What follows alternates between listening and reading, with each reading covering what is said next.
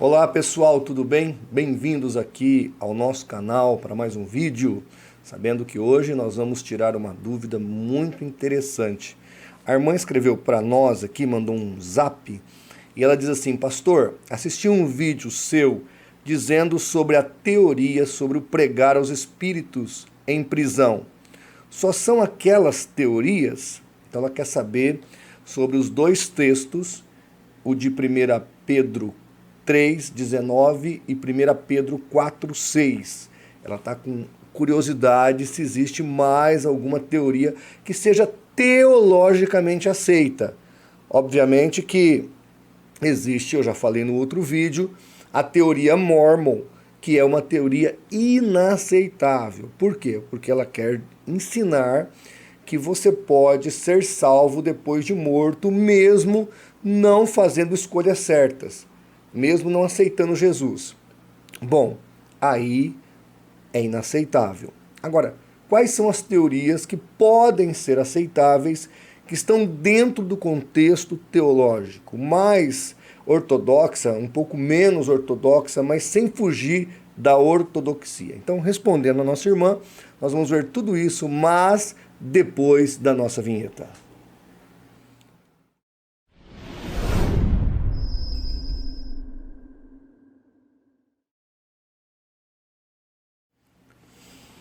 Olá pessoal, tudo bem? Vocês têm me visto pouco aqui no canal, eu tenho apenas colocado vídeos de parceiros, de amigos, alguns vídeos em formato de podcast. É porque nós estamos editando os vídeos que vão ser online, né, do nosso 16º Congresso Apologético Pastor Nathanael Rinaldi. Será do dia 8 ao dia 12 agora do mês 10, outubro. E você está convidado. Quero avisá-los que as plataformas do YouTube, do canal do CACP Vídeos e da IEPAS TV irão transmitir para você assistir. Agora, muita gente tem me pedido o diploma, o certificado do curso, desse congresso. Quem quiser, depois, quando eu soltar os vídeos, vai ter lá um link da plataforma Simpla, que é uma plataforma que nós usamos. Você vai entrar lá. E aí, então, você pode pagar uma pequena taxa, vai ser um pequeno valor para gerar o seu certificado. Tá entendendo? Então, fica tranquilo que no dia que sair, você vai poder, embaixo dos vídeos, está lá a opção para você adquirir o certificado. Os que quiserem, tem irmãos que gostam de ter, de botar no quadrinho, bonitinho, beleza. Também aproveito a oportunidade de dizer que nós estamos, aos poucos, lançando o nosso curso de apologética. Por quê? O que nós estamos fazendo? Nós estamos trabalhando aula por aula, através da plataforma Simpla, com ingresso aos sábados das 9 ao meio-dia, que vai ter um agora dia 9/12, tá? Das 9 ao meio-dia, comigo, sobre a questão da identidade de uma seita. Vamos falar tudo sobre a identificação de uma seita, por que uma igreja, apesar de ter discrepância em detrimento a outra igreja evangélica, não é uma seita, e por que nós classificamos os movimentos sectários como tais. Tudo isso será explicado agora no dia 9/12, numa aula comigo. Aí, essa aula, ela é arquivada na plataforma Simpla e vai se tornando o nosso curso de apologética de seitas ocidentais, volume 1. Então nós estamos agora, falamos o que é apologética, agora vamos falar da identidade, aí depois vamos começar as seitas, tá? E aí vamos subindo para a plataforma. Você pode fazer matéria por matéria, ou escolher a matéria que te interessa, ou depois fazer tudo. Você decide, será do jeito que você achar melhor, tá bom? Também temos um curso top, prontinho, já temos a primeira turma quase terminando, sobre liderança cristã. Não esqueça, vá lá, se inscreva no canal, tá? Aliás, se inscreva no canal não, se inscreva aqui no canal, mas vá lá na plataforma, faça a sua inscrição. Era isso que eu queria dizer, tá ok? Gente, então a nossa irmã fez uma pergunta sobre teorias a respeito de 1 Pedro 3,19 e 1 Pedro 4,6. O texto diz assim, ó, 1 Pedro 3,19, vamos pegar o 18 e 19, que dá para entender melhor. Porque também Cristo padeceu uma vez pelos pecados, o justo pelos injustos, para levar-nos a Deus, mortificando na verdade, na carne, mas vivificando pelo Espírito, o qual também foi e pregou aos espíritos em prisão. Vou continuar mais um versículo, mais um ou dois. Os quais em outro tempo foram rebeldes quanto à longanimidade de Deus, esperava nos dias de Noé, enquanto se preparava a arca, no qual pouco, isto é, 8 pessoas de almas se salvaram pela água, que também, como uma verdadeira figura, agora vos salva. Vou parar por aqui, para não ter que entrar em outros assuntos depois. Então veja, Pedro está deixando claro que houve aqui uma proclamação do evangelho àqueles que haviam morrido. Parece que essa é a teoria, mas já já a gente volta para falar se essa é a teoria majoritária, se tem outras e etc. Aí 1 Pedro 4,6, porque por isto foi pregado o evangelho também aos mortos, para que na verdade fossem julgados segundo os homens na carne, mas vivessem segundo Deus em espírito. Tá? Então, tá aí os dois textos, né? As duas porções literárias da carta de Pedro, e eu vou soltar aqui 2 pequenos áudios do nosso querido professor Luiz Saião. E eu tenho aqui o Rota 66, que é um aplicativo que você pode baixar aí na Play Store, onde você tem o pastor Luiz Saião comentando do livro de Gênesis até o livro de Apocalipse, versículo por versículo da Bíblia, muito interessante. Vamos rodar então ele comentando o texto de Pedro 3, 1 Pedro 3,19. Vamos lá. Que história é essa de Cristo pregar aos espíritos em prisão? Professor, quando aconteceu isso? Como aconteceu isso? E agora? Pastor Alberto, olha, essa é uma das perguntas bem difíceis da Bíblia. Na verdade, muitas pessoas leram esse texto e tem aí diversas interpretações. Tem gente que imagina que isso é até uma referência antes de Cristo estar encarnado entre nós como Filho de Deus na Terra, mas isso é muito pouco provável. Dá para a gente observar que a referência tem a ver com a época de Noé na relação do texto com a questão do dilúvio. A pergunta é, Jesus quando morre, né? Porque a questão aqui é que assim como nós sofremos e nós seremos no fim abençoados, Cristo também sofreu e foi vitorioso no final.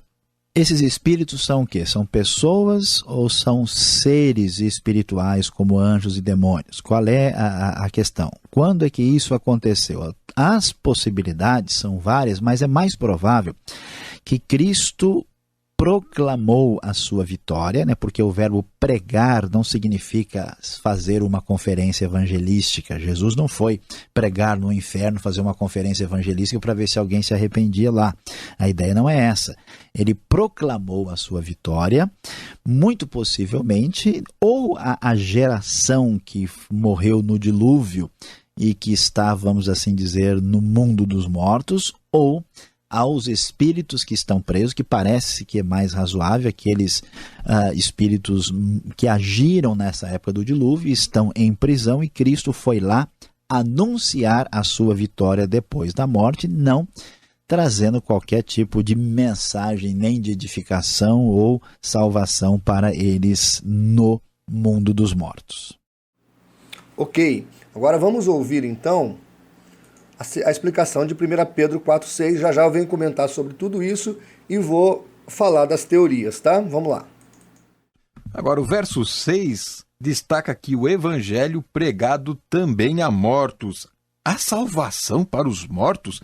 Olha, Cristo pregou aos mortos. E aí, professor, como é que fica essa situação aqui? Pois é, alguém pode confundir aí no capítulo 4, né? O verso 6 diz que o evangelho foi pregado também a mortos. Alguém pode imaginar, especialmente por causa do capítulo 3, que Cristo foi lá e pregou o evangelho para quem havia morrido, para que eles tivessem oportunidade de se converter.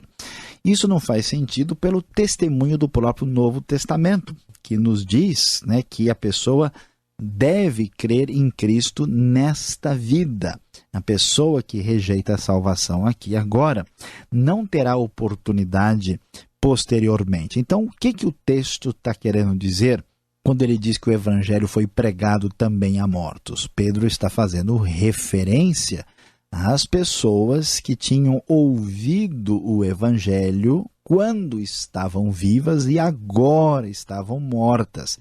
Ele diz no verso 5 que terão que prestar contas daquele que está pronto para julgar os vivos e os mortos, falando do julgamento de Deus, e este Evangelho foi pregado a pessoas que agora estão nesta condição do outro lado da vida de enfrentar o juízo divino ou de serem salvos ou de serem perdidos. Aqui, então, nós temos essa referência falando de pessoas que haviam morrido e não de pessoas que ouviram a mensagem depois da morte. Bem, tá aí os 2 vídeos excelentes, né? Eu fiz em formato de podcast do nosso querido pastor Luiz Saião, que para mim hoje é uma das referências mais interessantes a serem ouvidas e lidas. Gosto muito do pastor Luiz Saião, também da minha denominação, com muito orgulho. Então, ele traz umas explicações assim muito claras, muito transparentes. O que eu havia dito no outro vídeo, e o pastor Luiz Saião corroborou aqui, é que a primeira teoria que existe, que é o que está no credo apostólico, eu estou colocando aí o credo apostólico, é que Jesus, quando morre, o seu espírito, entre a sua morte e sua ressurreição, não fica aniquilado ou destruído, como ensinam os adventistas do 7º dia, ou as testemunhas de Jeová, mas a sua alma desce ao paraíso, que era um dos lados do Hades, ou Sheol, ou mundo dos mortos. Estou pondo aí a foto também, ilustrada com textos bíblicos. Você tem de um lado o paraíso, ou seio de Abraão, ou terceiro céu, como queira. Do outro lado, você tem um lugar de sofrimento e tormento. No meio, você tem o abismo. Esse abismo é onde tem alguns demônios ainda guardados e presos. É o que está lá em 2 Pedro 2. E olha que interessante, Jesus então teria descido e proclamado a sua vitória aos salvos que já morreram na fé do Cristo que haveria de vir. Então, alguns até acreditam que Jesus descendo ali, eles entendem plenamente o que aconteceu com eles. Ou seja, a fé que eles tiveram se tornou realidade. Essa é uma teoria muito clara para mim, porque tem base no credo apostólico, tem fundamentação histórica. E alguns até usam o texto de 1 Pedro 4,6 também para corroborar isso. Tá? A outra teoria é que Jesus pré-encarnado teria, ou em espírito de alguma maneira, ou através do próprio Noé, né? Através do próprio Noé, ou seria uma cristofania, pregado à geração rebelde de Noé ali, o evangelho através de Noé. É uma teoria? É. É possível? Também. Não acho muito viável, porque como explicou aí o professor Luiz Saião, a analogia com os tempos de Noé é apenas uma simples comparação, tá certo? E aquelas pessoas que Noé pregou, nenhuma foram salvas, só a família de Noé.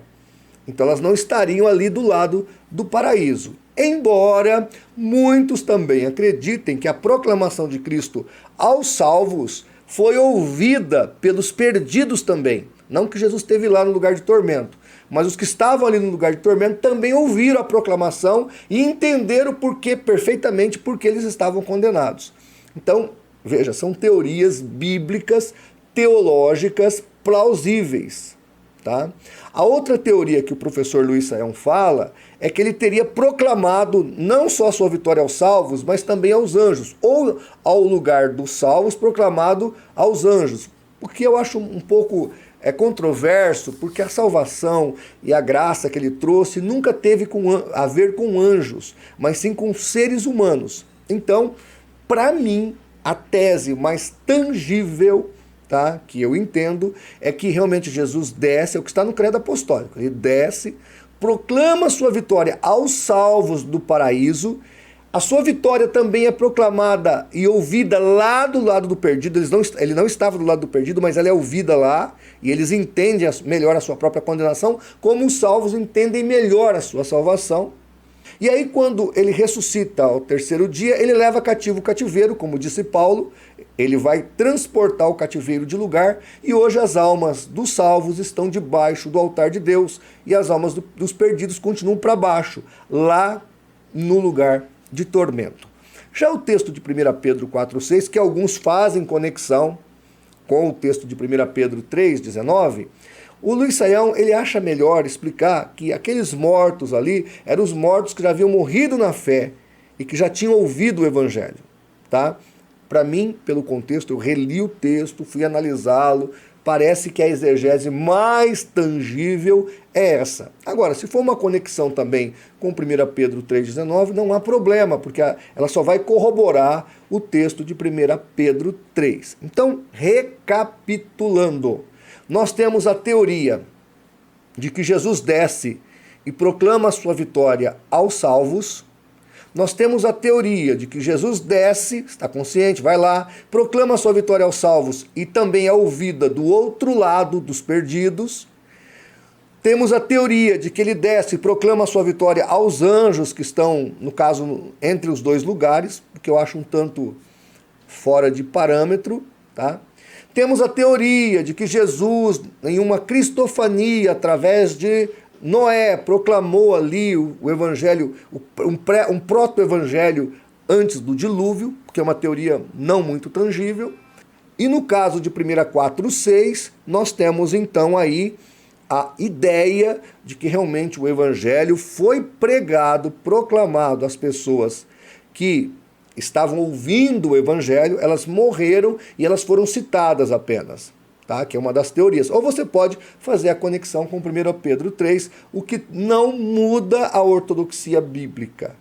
Qualquer outra teoria, nós não vamos achá-la na ortodoxia da igreja. Nós vamos achar no mormonismo ou até em outros movimentos como a gnose, etc. Mas não dentro das teorias ortodoxas, que nós poderíamos considerá-las ortodoxas. Tá bom?